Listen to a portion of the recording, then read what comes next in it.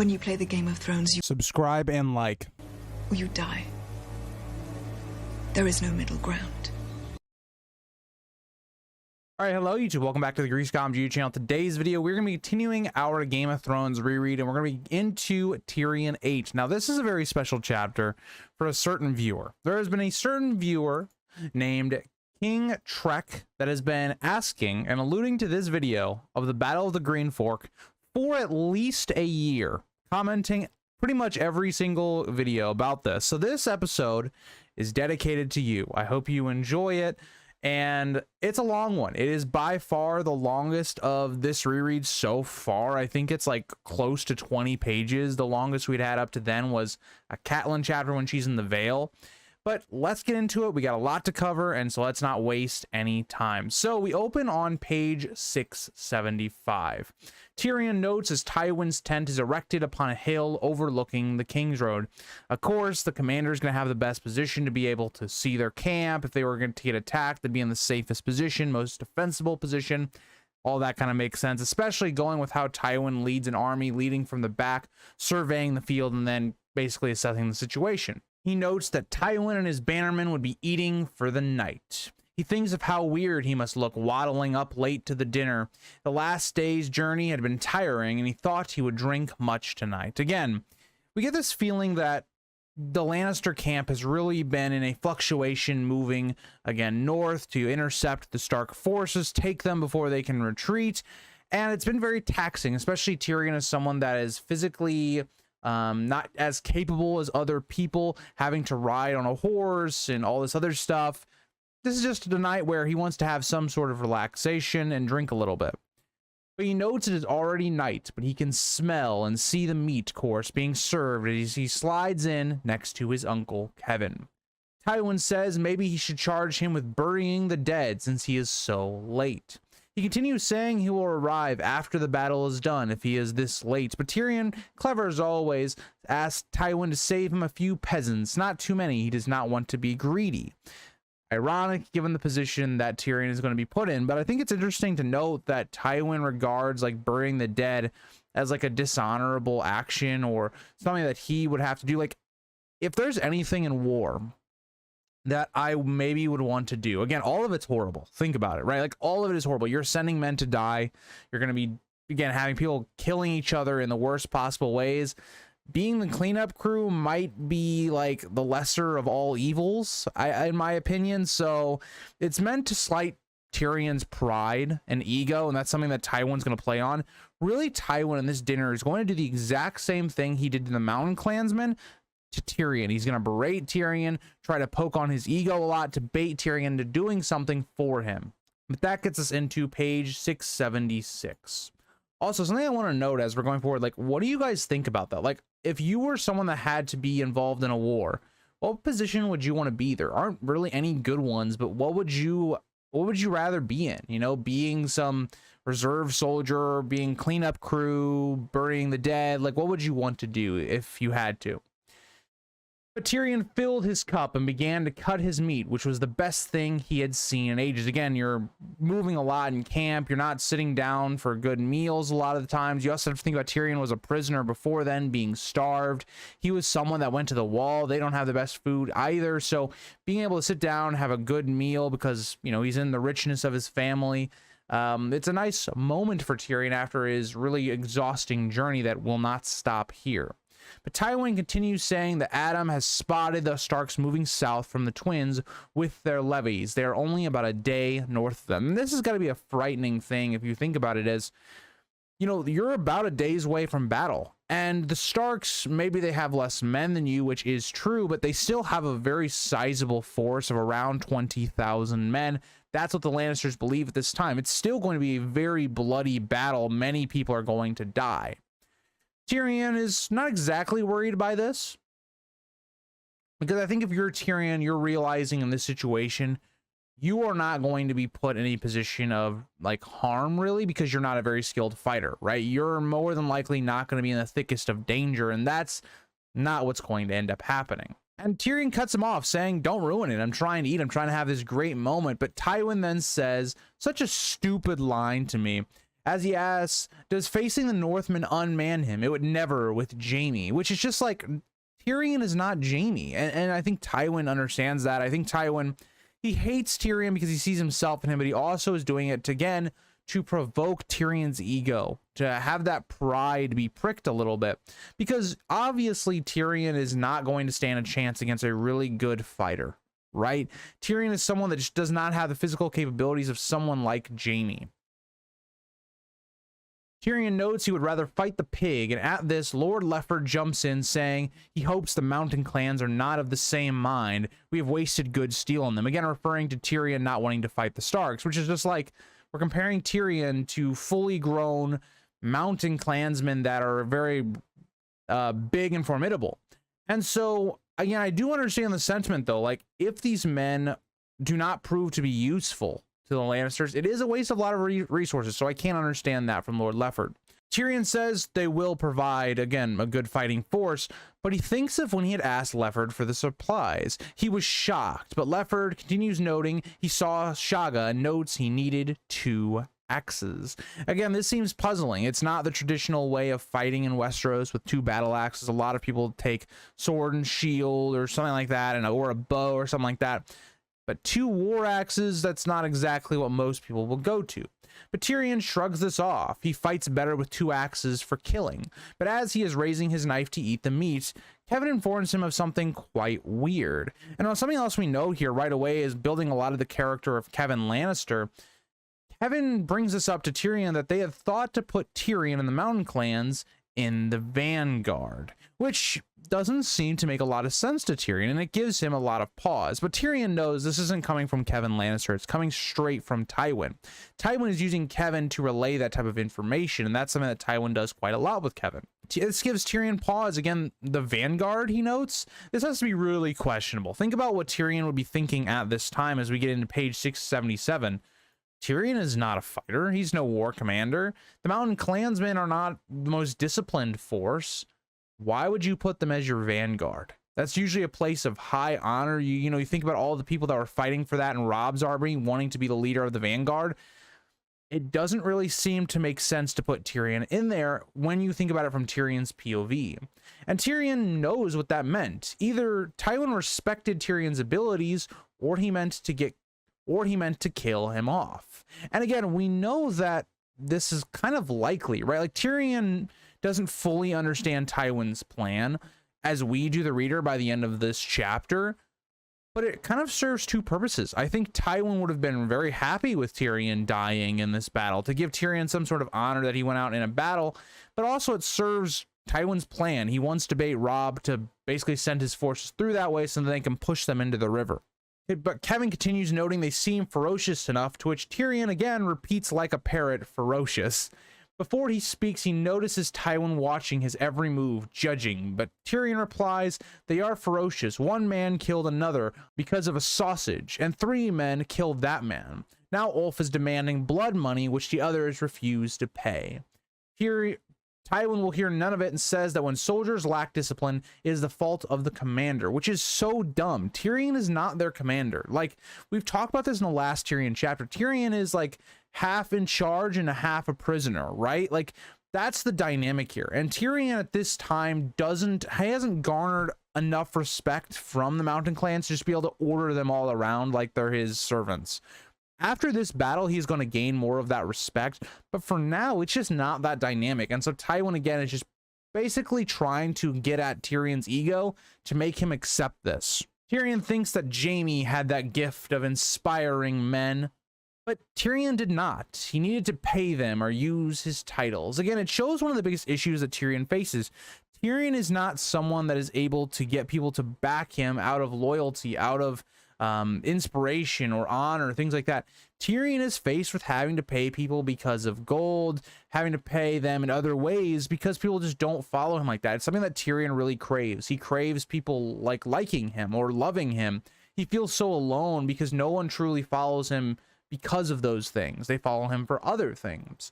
And that's one of the things that really conflicts Tyrion in this story, especially in the early first 3 books, and it kind of explodes in the 3rd book. And so we see that here, that Tyrion is really jealous of his brother's ability to do those things, to command men and gain people to follow him. He fires back saying, are you suggesting a bigger man will be able to put fear in them? Again, it's this idea that Tyrion is kind of throwing that back in Tywin's face. But this prompts Tywin to play the same card he used on the clansmen against Tyrion. He notes if he will not follow his command, he can guard the baggage trains. That's also not a bad job, I will say. You know, guarding the baggage trains keeps you out of harm's way for the most part. That would be a pretty good job in the war.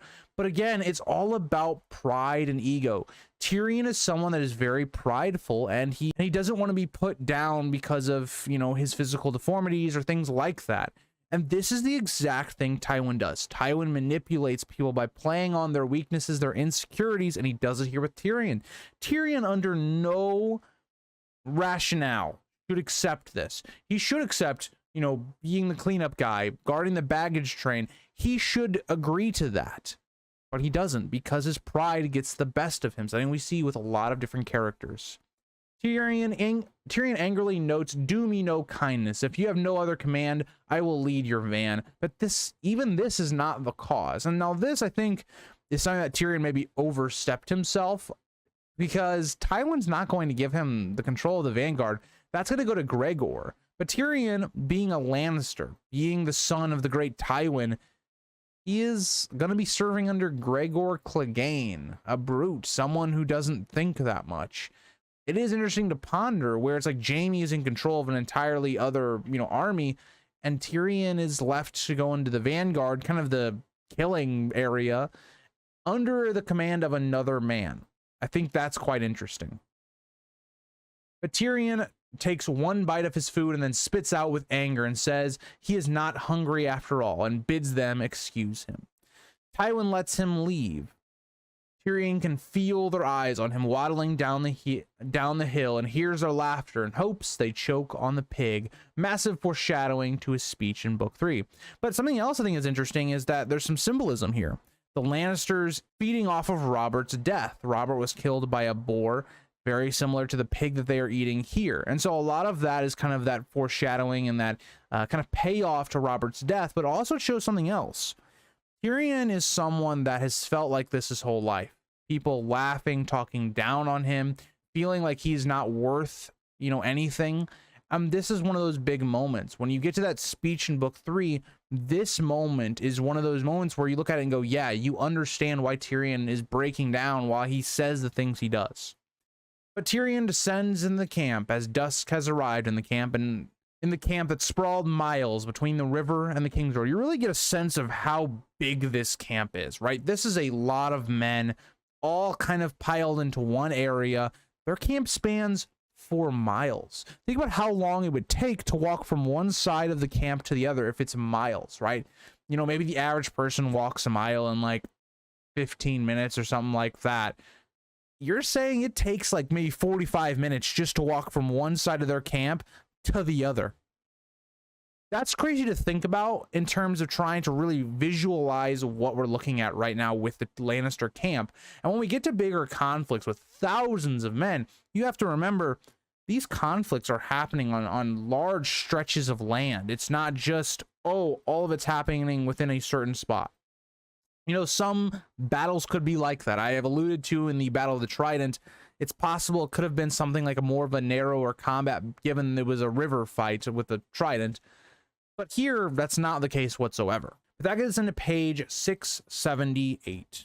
So getting into page 678, he thinks how easy it was to get lost in the thousands of tents and campfires, the smells of food. He notes guards practicing and a soldier following a whore.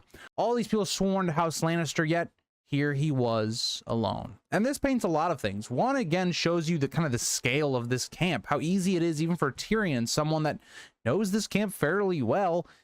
Even he would struggle. There's thousands of tents that probably a lot of them look the same. And also you bring about this idea that Tyrion is in this large group of people, and yet he feels alone. Even the people that he's going to end up with are only there because of his money, right? Bronn is only there for potential gain. Shay is only there because of his money. And so you look at this broken character of Tyrion that feels like he has nothing and no one while being one of the richest people in Westeros. And so it paints a really good job of the character of Tyrion, because I think even people in, you know, real life can feel this. Like, you can feel like, especially I think with depression is something that I experienced at a time in my life where I could be surrounded by people that I was friends with and things like that, but I could feel very alone. I could feel very isolated from people. And so you put that into the facet of Tyrion as well, who is a character that just doesn't have people that actually care about him, really. So I think that's something that really goes into the idea of why I think Tyrion starts to become a much better POV at the end of this book, and really sets him up to be a great POV in the next two. He then hears Shaga's voice following it to the Stone Crows camp, where they offer him some oxen, but again, that thing's going to take forever to cook. They didn't chop it up or anything. They just are basically just trying to cook it. It's going to take literally forever. If you've ever tried to cook just like chicken in the oven, for instance, it still takes a while just for like smaller pieces. Think about an entire oxen trying to roast over like a campfire. Not a great idea. But he notes that he put his tent in the middle of the 4 mountain clans camps. It almost feels like a mini version of Tywin, where Tywin's kind of got his camp over a hill overlooking his massive army. Tyrion's kind of just got his camp in the middle of all of his little small army.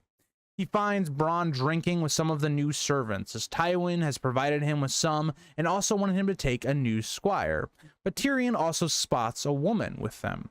He notes the bones in the fire and asks what they ate, and they say trout, as Bronn caught them. It really shows the difference in level of a basic soldier compared to a high officer. High officer, they're getting courses of meat, they're getting courses of food, and here's the common soldier getting a trout. Now, we know Bronn is not officially a soldier in the army. He's just kind of a soldier under Tyrion. It just shows the difference in quality that Tyrion is kind of going from. And Tyrion even notes that, as it hurts more because they're eating pig up at the camp. It's again a nice representation of how Tyrion is fighting the Tullys at this point as well. It's also a nice representation when you think about what they're eating in trout. They're eating fish, you know, the symbol of the Tullys, just kind of representing that fight between the Lannisters and the Tullys at the time. That gets us into page 679. He thinks how his new squire, Podrick Payne, was about to say something but swallowed it. The boy did not speak as much as Tyrion would have liked. Again, Tyrion and Podrick in a lot of ways are kind of like polar opposites, where Tyrion cannot stop talking. He is very silver-tongued.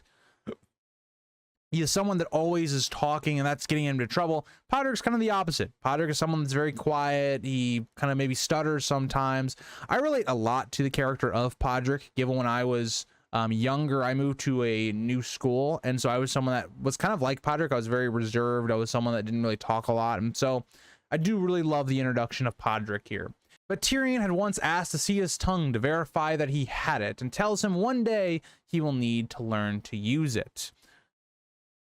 But at this moment, he had no patience for Podrick and his lack of talking, but he does think how giving Podrick to him, he believed, was a cruel jape. Again, it's this idea of placing anyone next to Tyrion is going to incite people to make fun of you, to laugh at you. So again, that's just kind of how I look at that. He asks Bronn if this is the girl, and she rises gracefully, saying she can speak for herself. Again, just shows that Shae is kind of a little bit fiery. She's not the typical woman, I guess. But Tyrion introduces himself and says, men call him the Imp. As Shae honestly has one of the funniest lines of this first book. I feel like I say that a lot, especially in Tyrion's chapters, but the line that she responds with is that men call on me often as well, which is just like, you know what? Fair enough. And Tyrion, I think, instantly is going to like Shae because Shae is willing to kind of Shae realizes who she is, and she's willing to make fun of herself. That's something that Tyrion is going to find very attractive in a woman, because Tyrion has to do that all the time based upon who he is. He beckons her inside the tent, and he thinks the life of a soldier is not all bad, as you are certain to have camp followers. At the end of their march, he had sent Bronn to find a whore for him, but preferred he told the whore who she was hired for. He never wanted to see the face of someone who didn't. ever again. You know, at this point, there were people that were being hired for Tyrion to sleep with him that didn't know they were being hired for him. And so Tyrion is just someone that is not your average person.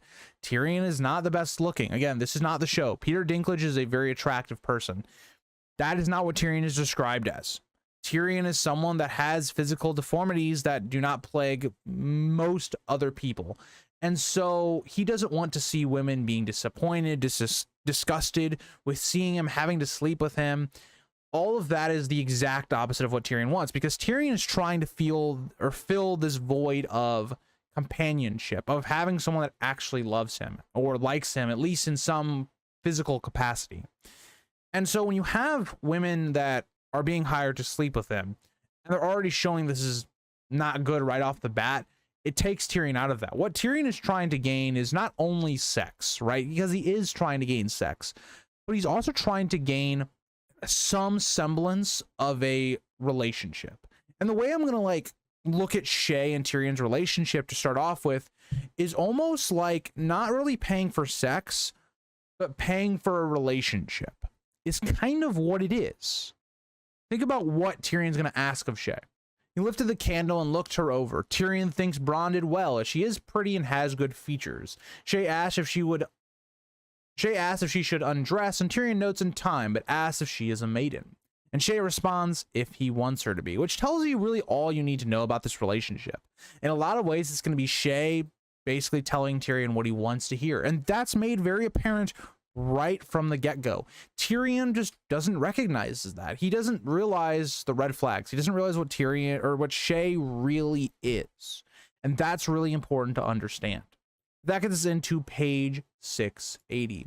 But Tyrion notes like he doesn't want that. He wants the truth from her. But it's like you're asking for the truth from a whore, a girl that's obviously very trained in how to manipulate men type deal, right? That's what she's giving off right away. And this is something that I want to make very clear for more show viewers that are maybe watching this and kind of going through the books, wanting to know more of knowledge of the books. Shae and Tyrion's relationship is not at all what it is in the show. In the show, it's much more of an actual mutual loving relationship between the two. That's not really the way it is in the book at all. The book, it's really just Tyrion like loves her, or at least likes her, and she's just using him. It's kind of the way it comes off. And as well as Shae is much younger in the books, where she's much more, I guess, naive of the world. But Shae notes that will cost double, which Tyrion has no problems with, but instead adds on that she is more than just his whore. She is a servant as well as someone who will laugh at his jokes and do all like some like maid type stuff. And so what does that give off right away? It doesn't show that Tyrion just wants sex. He wants a companionship. He wants a feeling that Tysha once gave him of a relationship. And I think that is something where I think a lot of people experience, men and women, of just wanting that kind of feeling of being loved and affection. And the problem is Tyrion is looking for it in the wrong people, in my opinion. But think about what Tyrion just got done kind of telling us, the reader, more or less, is that he is someone that has never found that outside of paying for it. And when you think about it, he doesn't know at this time that Tysha was actually, actually loved him, that it wasn't someone being paid. It goes levels to show that Tyrion thinks that the only way he can get those things is by paying for it. She then takes off her dress, and Tyrion drowns in her body as he puts the candle down. They then begin to have sex, and after Tyrion thinks how it would have been close to a year since he has had a woman, and at least if he dies in the battle, he will think of her. Now, one thing I want to point out here is why I think it's really weird when it comes to George and sex scenes. In his books, it varies wildly from how he describes sex. In some moments, like I talked about this in my Dance with Dragons retrospective, we get a very graphic version of what's going on, right? With Asha, for instance, and Carl the Maid. Here, it's not that graphic. We know that they had sex and we kind of move on. That's the way I like George writing sex, right? Because it is important to the character of Tyrion, right? We need to understand that he is looking for more than just sex and what this really means to him as a character, that he's craving a affection from another woman. And that's important. But we don't need to have it drawn out. So I wanted to point that out. I think this is a good time in which George actually uses sex in an important way. But also another thing to understand is how, you know, Tyrion is thinking he could die tomorrow. And he's already like thinking of her. Like, you know, it's someone that he's paid to sleep with. It's just a weird feeling to think about. As she laid next to him, which again felt good to him, he began to hum a song he had learned, and to which Shay asks about, but he says it is something from his childhood and tells her to go to sleep. When she does, Tyrion lightly gets out of bed. Naked, he comes out of the tent to piss. That gets us into page 681. Bronn was sat outside honing his sword, but Tyrion asks where he found the girl. And he says from a night he was loath to give her up, but bringing up his name, Tyrion's anyway, and a dirk on his throat changed his mind. And Tyrion is not the happiest to hear this, as he asked for a whore, not another enemy. But I think something that Tyrion doesn't really understand, it's something that Tyrion's really gonna struggle with quite a lot in his arc as a character, is that that's just how the reality of it's going to work in a camp, right? If you're going to want a, you know, a pretty whore or whatever, you're gonna have to fight for it, right? Or you're gonna have to pay a lot of coin and bribe and things like that. And a lot of the soldiers here probably already have a negative opinion of Tyrion.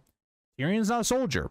Tyrion is someone with high birth and has a bad reputation. And so I'm kind of defending Bronn, but I'm kind of not at the same time. I kind of understand both sides of it. Bronn simply notes that the pretty ones were all taken unless he would have liked a toothless one. Tyrion asks if he at least knows the name of the knight who would rather not be next to him. Bronn notes he shall have him next to him instead. Again, it's this idea that Tyrion is someone that doesn't like to make enemies if he doesn't need to, but at the same time, Tyrion does have the power to kind of protect himself, but it also does something else here. It foreshadows the Battle of the Blackwater, having someone next to him that ends up trying to kill him. Tyrion agrees, stating if he keeps him alive, he can name his reward, as his father has put him in the van, which interestingly enough, Bronn does not really flinch from. Like, this is basically a death sentence. If you are hearing you're in the Vanguard, it's basically a death sentence. There's a very low survival rate in the Vanguard. You are the front line. You are the arrow fodder. It's not looking good there. But Bronn actually jokes about this, saying that Tyrion will do great in the van. He's a small target with a shield. It will give the archers fits. As Tyrion notes, he finds him oddly cheering. He must be mad.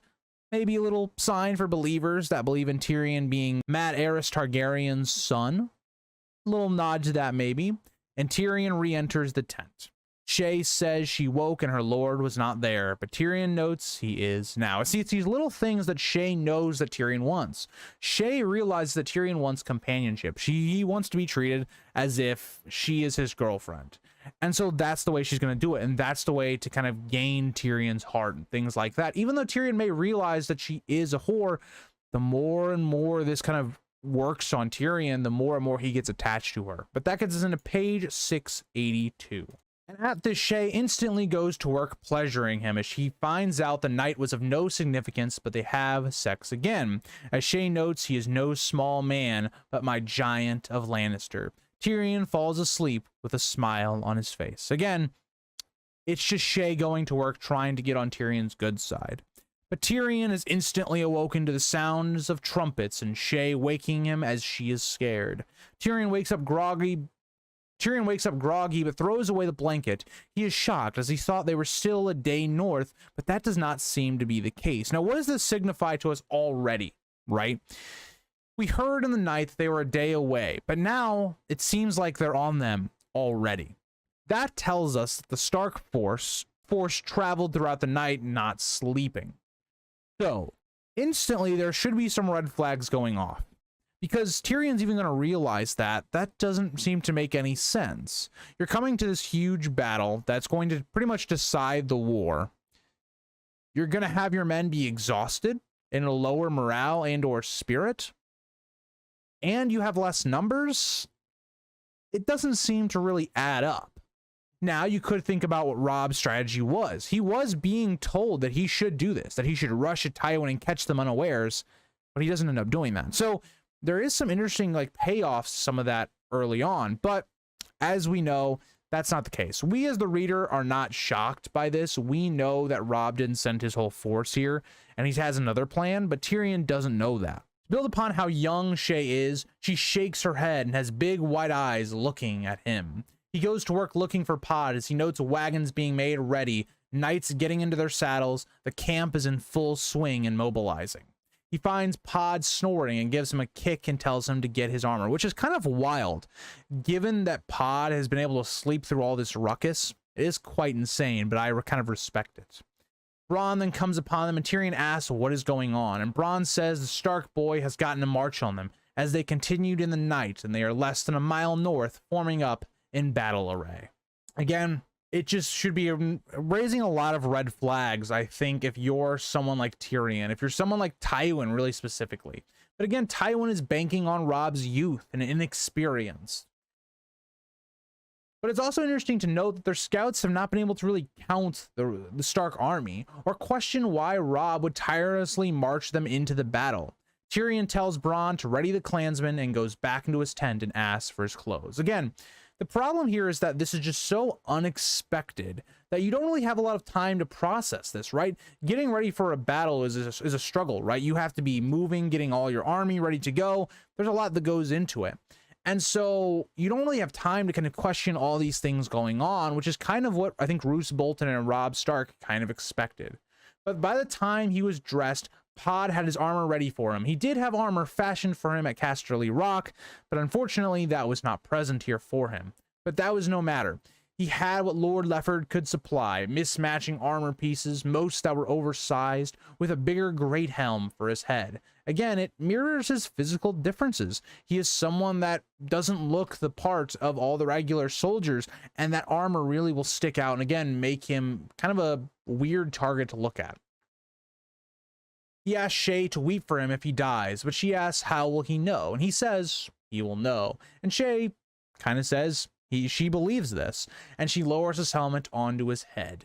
He finishes being armored up when his groom rolls up with his brown horse that was heavily armored and is helped onto the mount and is given his shield and battle axe. He felt extremely heavy with all that armor on, and Shay notes he looks most fearsome, but he notes he is a dwarf in misshaped armor. Again, he realizes that this is just her trying to get on his good side and lying to him more or less, but he thanks her for the kindness. Something else I want to point out, though. Think about Tyrion's physical deformities and the way he's able to kind of go about things. He is putting a lot of weight on himself, right? He is someone that is not going to be able to have the stamina to go on for a prolonged fight, and that's something we will end up actually kind of seeing in this battle. But I think it's important to understand that, right? He is not someone that's going to be like Jaime Lannister, his brother, who's going to be able to wear all this armor and keep going, or like Gregor the Mountain. I just want to point that out so you kind of really get a scope of how Tyrion's feeling in this moment. But I want to point out also as well that at this time, Tyrion has really had no time to kind of process what's going on, and that's something that's going to catch up to him. He then asks Podrick if he dies to take Shay home. At this, he takes his leave as his stomach turns into knots, thinking of this being his last sunrise and wonders if that is cowardly. Again, this is where he starts to process it. Now that he's gotten all of his armor on, he's ready to kind of go to the battle. Now he's starting to feel some of that nervous energy. But I think the other part of this is, did Jaime ever think of death before battle? And that's what kind of Tyrion thinks. And it's ironic given the situation. Given that we know Jaime's about to lose his battle while Tyrion's going to win his, it's interesting. Like, is it cowardly to think of your death going into battle? And no, right? It always goes back to Ned's famous quote. The only time a man can be brave is when they're afraid. That right here perfectly describes Tyrion's situation. With that, he hears a war horn in the distance that chilled his soul. And that gets us into page 684.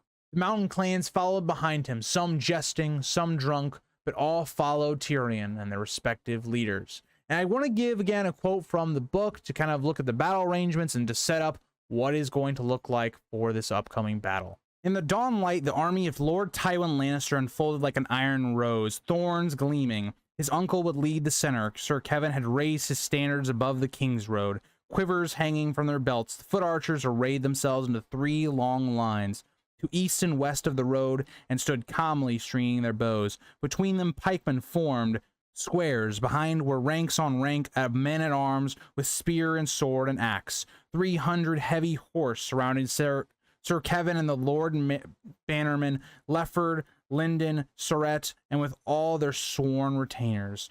The right wing was all cavalry, some 4,000 men, heavy with the weight of their armor. More than 3/4 of the knights were there, massed together like a great steel fist. Sir Adam Marbrand had the command. Tyrion saw his banner unfurl as the standard bearer shook it out, a burning tree, orange in smoke. Behind him flew Sir Flemet's purple unicorn, the brindled boar of Crakehall, the bantam rooster of Swift and Moor. His lord father took his place on the hill where he had slept. Around him the reserve assembled, a huge force, half mounted and half foot, 5,000 strong. Lord Tywin almost always chose to command the reserve. He would take the high ground and watch the battle unfold below him, committing his forces when and where they were needed most. Even from afar, his lord father was resplendent. Tywin Lannister's battle armor put his son Jaime's gilded suit to shame. His great cloak was sewn from countless layers of cloth of gold, so heavy that it barely stirred even when he charged, so large that its drape covered most of his stallion's hindquarters when he took the saddle. No ordinary clasp would suffice for such a weight, so the great cloak was held in place by a matched pair of miniature lionesses crouching on his shoulders, as if poised to spring. Their mate, a male with a magnificent mane, reclined up top. Lord Tywin's great helm, one paw raking the air as he roared. All 3 lions were wrought in gold with ruby eyes. His armor was heavy steel plate enameled in a dark crimson greaves, in a dark crimson. Greaves and gauntlets inlaid with ornate golden scroll work. His rondels were golden sunbursts. All his fastings were gilded, and the red steel was burnished to such a high sheen that it shone like a fire in the light of the rising sun. This really paints the picture of a professional army. Everything is exactly where it should be. There doesn't seem like there's any type of confusion. The Lannister army is battle hardened and ready to go. But also, not only that do we see that. We see that Tywin himself is the very picture of richness. He looks the position of a powerful leader, and it really goes to show what he believes in, right? He believes in power, showing his dominance over them. His armor and what he's wearing is probably worth a lot more than most of these soldiers and their families' entire wealth and ownership of things. But we also see kind of how the Lannisters are arranged, with Tyrion and Gregor on the left, the middle being in charge by Kevin Lannister, and the right being charged by Adam Marbrand. So it really paints kind of what we've got here with Tywin in reserve with about 5,000 men. And so we really see the military strategy coming in, but even Tyrion right now doesn't really seem to see what the plan is because he wasn't told it. The plan really is, I want to say it now because it's important to understand Tywin's rationale in this battle strategy before it starts. We'll talk about it later on when Tyrion figures this out, but more or less what Tywin's strategy is. Given that he still believes this is Robb Stark's main army, he is hoping that the left, where Tyrion is, the vanguard, will fail. He hopes that it starts to break in and the Starks start to be able to trying to come around and pinch in the Lannister force. When that happens, what the Lannisters are going to try and do is basically Kevin Lannister with all the pikes, because there's no pikes, there's no spearmen really in the Tyrion section of the forces, are going to make a turn. They're going to shift the battlefield. Instead of it being like this, it's going to turn to be like this, with the Starks over here being forced into a river. That more or less is the plan. And the Vanguard doesn't really know that. Tyrion doesn't know any of this information because Tywin wants it to be real. He wants them to be routed. Now, we know that's not what's going to end up happening. If this was a larger Stark force, it actually probably would have played out the way Tywin would have wanted, because it would have been way more men. It would have broken them much quicker. But that's not the case. And we know Roose is very calculated. Roose is going to send a certain amount of forces to make them believe it's an actual battle, but not to overdo it, while also keeping his Bolton forces quite healthy and quite powerful, right? He doesn't want to lose anything in this battle, really. And so that is the overarching plan that I want to establish going into this battle, so you guys understand why certain things happen the way they do. But that gets us into page 685. I kind of extended into 685 with Tywin's description, but let's continue on. Tyrion remembers Robb, the last time he had seen him in Ned Stark's high seat, a sword naked and shining in his hands with the wolves around him. He wonders, terrified, if he would bring the wolves to war as well. But I think it's interesting to think about, given that Tyrion knows that Robb is a lot like his father, you would expect to see Robb very clearly in this battlefield. He is not someone that's like Tywin that would rule from the back. And so that should also be another red flag. But Tyrion is right to worry about the wolves. Now, we know Robb only brings Grey Wind, but what if he had brought Summer? And what if he had brought Shaggy Dog? Would they have listened to him and with Grey Wind? I doubt it. But it would be interesting if he would have done that. Tyrion thinks, though, the Northerners must be exhausted as they had not slept. What was Robb thinking? Tywin was no fool to be caught in the night. And that's another key part of this. You would have to think either the Starks are morons or that this was a trap. That's kind of the only ways you can think about this, because you know you're not going to catch Tywin lacking. You're not going to catch him doing that. His army is too well trained, too well prepared. Their outriders are still pretty good. Even though they didn't catch the Starks on what they did because of the Blackfish, they're not going to be caught unawares. And so that part of it is another red flag that Tyrion's kind of going through in his head. But again, there's no real time to realize this, right? If you're Tywin, if you're Tyrion, there's no time to really think about all these things. You have a battle to win for, and that is in the front of their mind. The van was amassing on the left, behind Gregor, mounted on the biggest horse that he had ever seen, as Bronn grins, always fight behind a big man into battle. Again, it's ironic given how Tyrion will want Bronn to fight him later on, but Bronn says this for another joke, of course. And because Tyrion asks, why is that? Why follow a big man? And Bronn says they make a splendid target. Every bowman will be aiming for him, which is true. Gregor sticks out like a sore thumb. The guy is way bigger than anyone else on this battlefield. He's going to be the easiest target on the entire battlefield for anyone to see. Gregor wore very plain armor, but he was barking out orders with his great sword with one hand, as a normal man would do a dagger. Again, kind of goes back to the idea of like Robert Baratheon with his warhammer, right? He is someone that could wield this thing, but Ned couldn't even pick it up. That's kind of the vibe you kind of get here with Gregor and his sword. He tells Tyrion to guard the left and hold the river if he can. Again, that is not what Tywin wants, but it's what Tyrion's being given. Gregor also notes if any man tries to run, he will cut him down himself. Again, a big problem you would see, especially in the van where you have some of your lesser soldiers and things like that, would be desertion, right? Battle conditions are not great. You know, you're fighting for your life. A lot of times it's for a purpose you don't even really know and you have no connection to. You have to put some fear into those people to not run. Tyrion thinks that Robb's horse will have to run on water to turn their flank. Again, because in warfare, one of the big things you're kind of trying to do is you're trying to kind of encircle your enemy. It's something we see a lot in terms of like World War II. That's probably the best example in more modern times, is the way that the Germans would do it is they would pincer you, right? If you cut off the supply lines, you cut off any type of retreat, they're forced to either fight or be starved out. And that's kind of what Robb would be doing here. If this was a full commitment to the battle, he'd want to kind of commit to encircling their force, attacking them on multiple sides. But also another thing that should be showing red flags. The Stark force is meeting them in a good defensive position for the Lannisters. Like the Lannisters have taken the better defensive position. They are going to be defending, not attacking. And that should be another red flag. Why is Robb Stark meeting them on territory that is not as good for them? But that'll get us into page 686. Getting into page 686, Tyrion says the river is ours. Never lose sight of it and let no man in between them. Shagga bangs his axe together and starts shouting, half man, followed by the rest. Tyrion looked to inspect the ground. It was uneven and muddy, not great footing for a battle.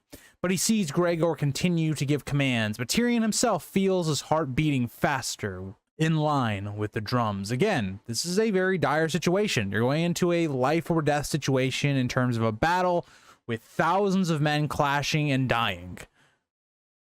It is likely that you may die or if you don't die, many of the people around you will die. He looks around, seeing the soldiers that he's in the van with, and it all seems like the leftovers of the West.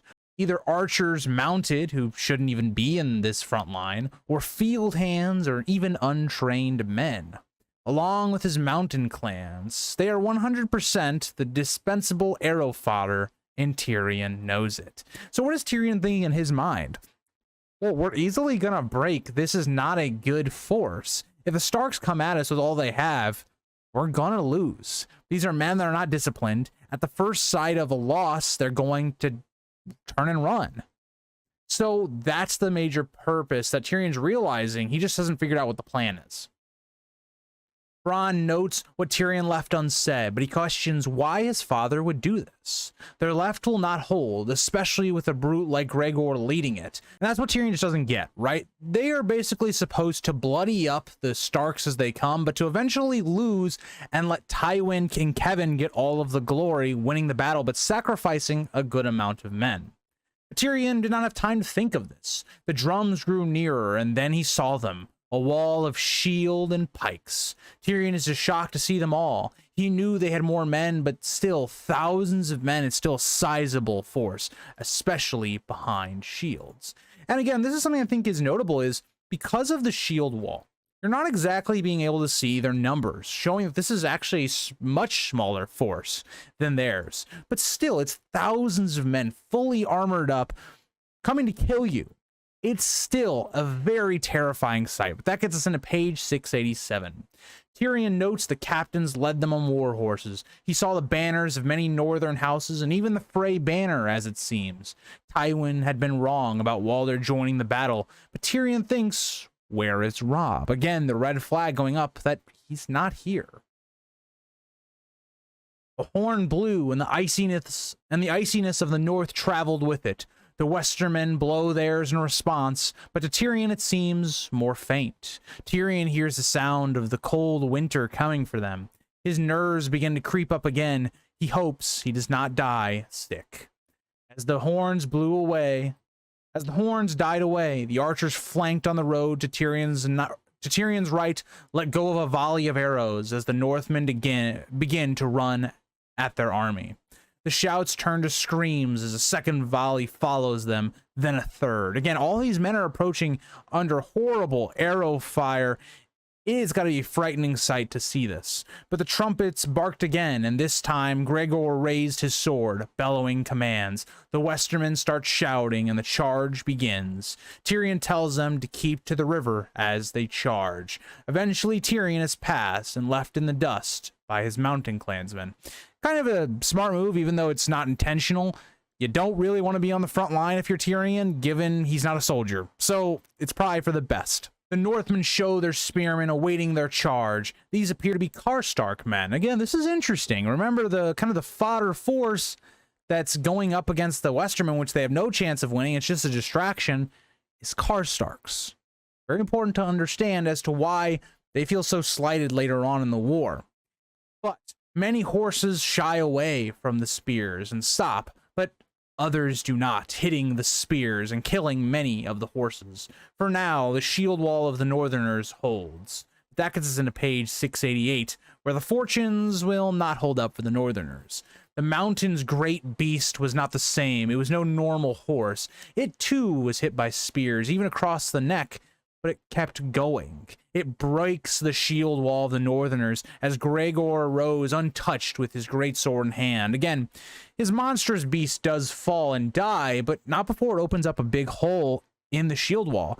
And I think if anything is told us in history, shield wall is only as strong as its weakest member. If any part of your shield wall breaks, you invite now the other side to get through that wall, and now your wall is useless. So that is the point here, and Gregor is the last person you want through that wall.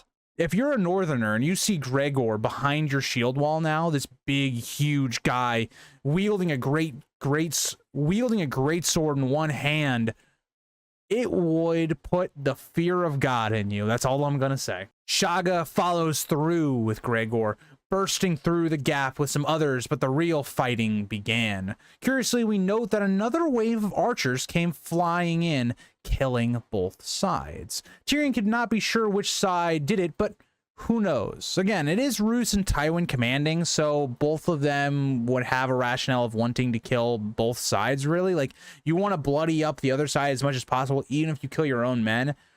I would say this is probably the Lannisters that did this, just based upon the fact that they want the left to break. So that would be my idea of it, but that's just another way of showing that Tyrion was meant to die in this battle, right? Any of these arrows could have killed Tyrion. And Tywin doesn't seem to really care. That is my guess on it. Tyrion smartly hid beneath his shield, but he continues watching as Shagga kills 2 more men with his battle axes, bashing them together. At this point, the battle on their end is going extremely well. The Northerners are struggling against their mounted assault.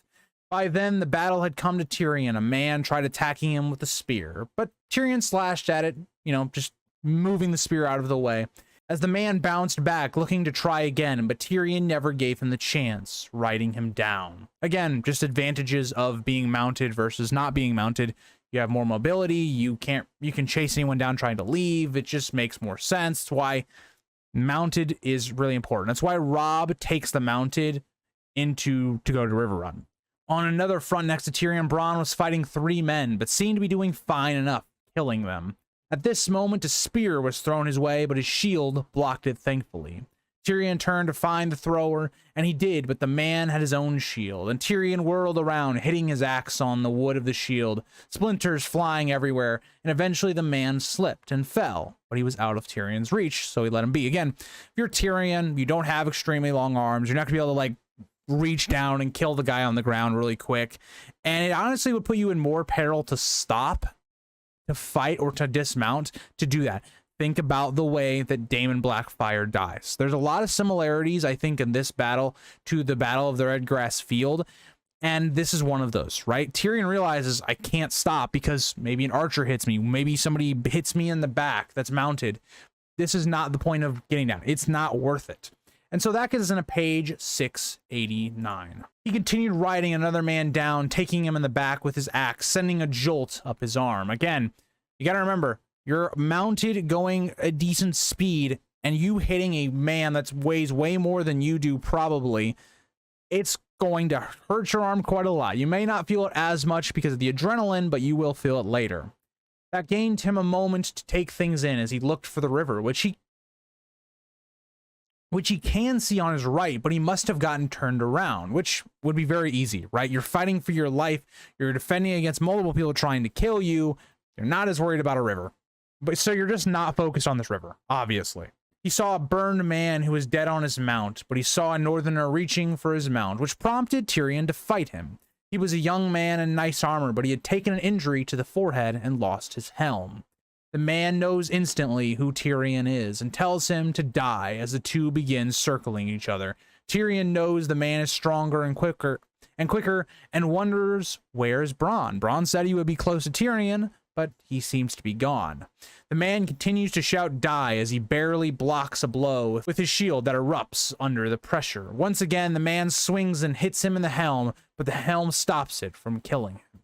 At this moment, the man had gotten too close, and his horse bit the man's cheek, leaving it bare to the bone. This is a horrifying thought.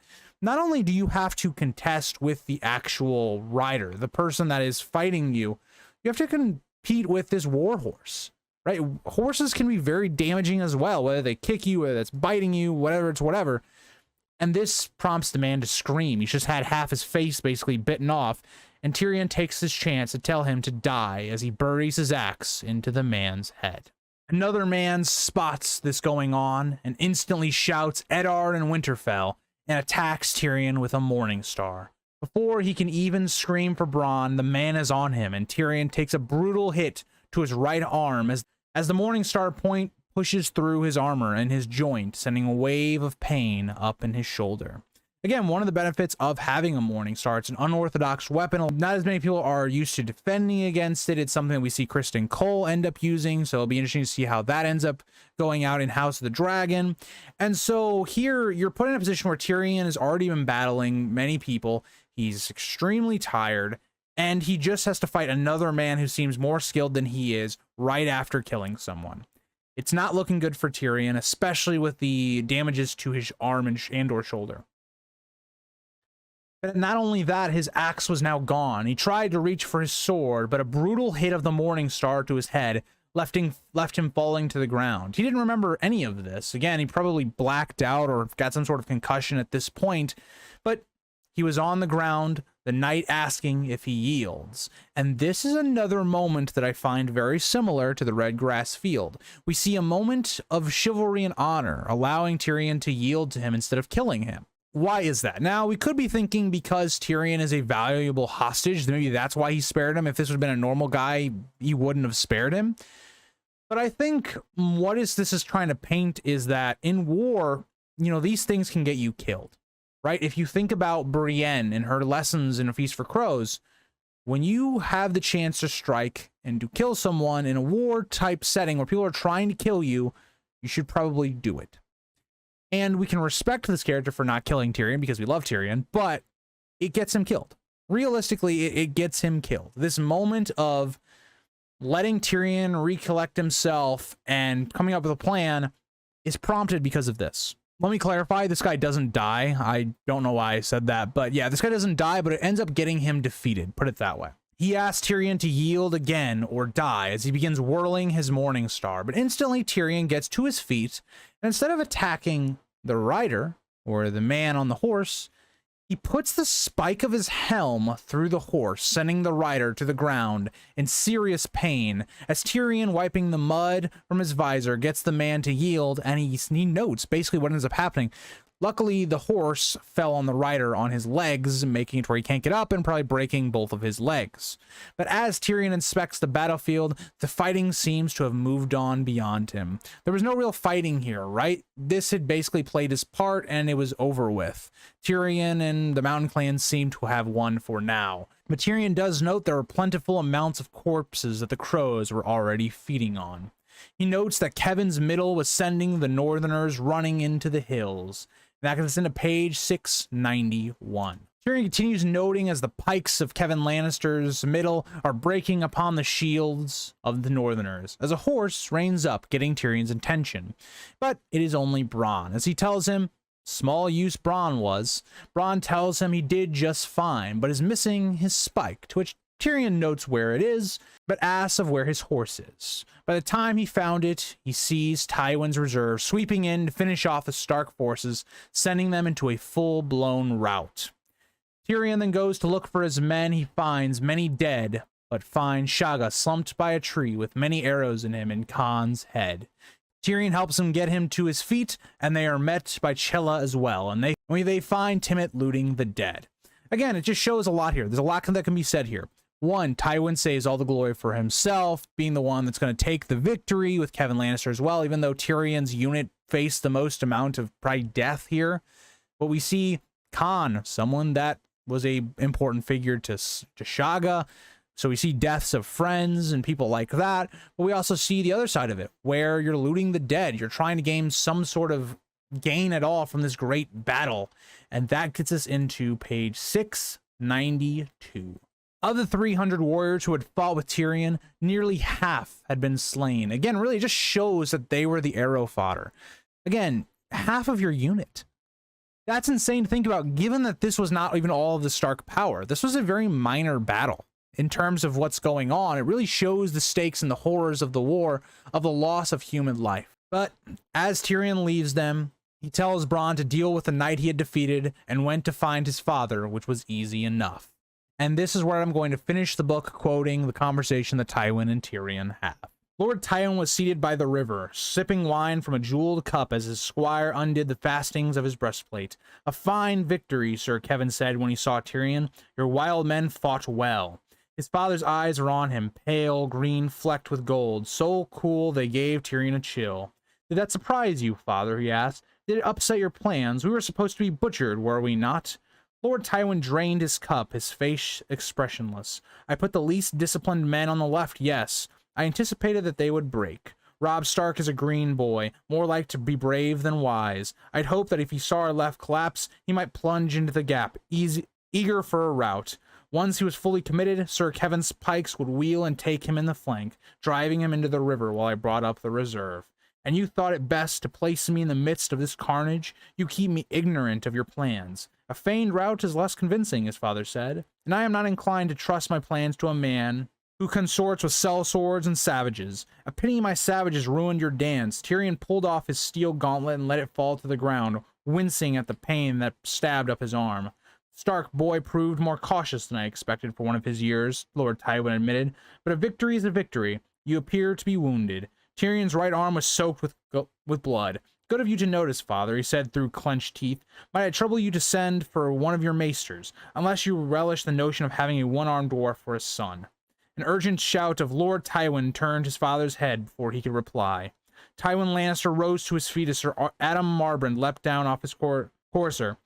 The horse was lathered and bleeding from the mouth. Sir Adam dropped to one knee, a rangy man with dark copper hair that fell to his shoulders, armored in burnished bronze steel, with the fiery tree of the house etched black on his breastplate. My liege, we have taken some of their commanders. Lord Cerwyn, Sir Wylis Mannerly, Harrison Karstark, Four Freys, Lord Hornwood is dead, and I fear Roose Bolton has escaped us. And the boy? Lord Tywin asked. Sir Adam hesitated. The Stark boy was not with them, my lord. They say he crossed with the twins with the great part of his horse, riding hard for River Run. A green boy, Tyrion remembered, more like to be brave than wise. He would have laughed if he hadn't hurt so much. Again, we see the revelation of what was really going on in this chapter because George layers it perfectly. We're kind of with Tyrion trying to figure out what his strategy is, and I've talked about what the strategy is a couple times in the video, so I won't kind of go through this again as this is a very long video already, but the point of this being that Tywin didn't really care about Tyrion's life at all. He was willing to have him die for the benefit of winning the battle and taking the Starks down. And what I think is even more heartbreaking if you're Tyrion is realizing that you could have died for nothing, right? This battle was not meant to win the Starks anything. It was a distraction. It was to keep Tywin focused on this little force here and not what was really going on. But it also tells you a lot about the northern politics going on as well.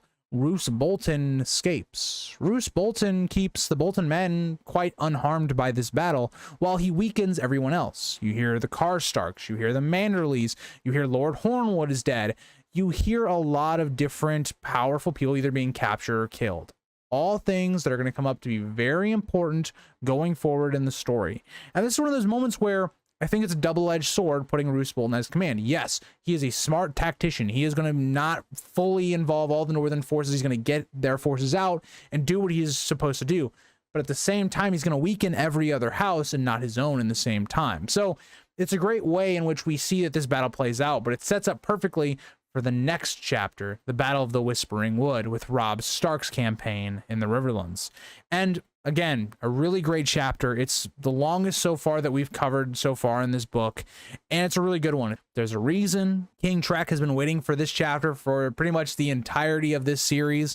I hope you liked it. I quoted a lot more from the book in this chapter than I usually do, and that's because there were large sections of which everything needed to be talked about, but I didn't want to just do notes on it. It would be better to just read it to you guys in general. I'm always interested to see what you guys like when I just quote from the book, or would you rather me just kind of try to summarize it as best as I can, even though I think those pages that I read, you can't summarize them because they're crucial to understanding the chapter. But thank you guys all for watching. I hope you guys all enjoyed this video, and we'll be getting into Catelyn's POV in the next one. Bye, guys.